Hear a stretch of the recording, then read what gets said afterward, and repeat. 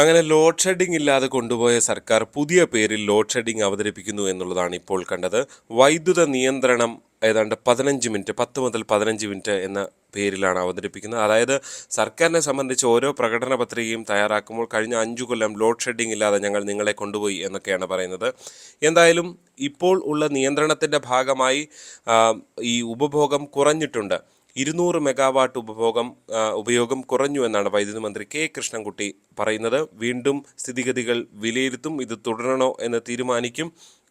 എന്തായാലും KSEB ഇതിനോട് യോജിക്കുന്നില്ല. ലോഡ് ഷെഡിങ് തന്നെ വേണം എന്ന് അവർ നേരിട്ട് പറയുന്ന സാഹചര്യമാണ് ഉള്ളത്.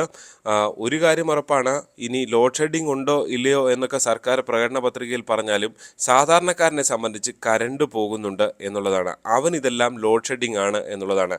അതുകൊണ്ട് 5 കൊല്ലം കഴിഞ്ഞിട്ടുള്ള പ്രകടന പത്രിക സമയത്ത് CPM കാർക്ക് വാദിക്കാൻ വേണ്ടി മാത്രമുള്ള ഒരു ഇതാണ് ഇപ്പോൾ നടക്കുന്നത്.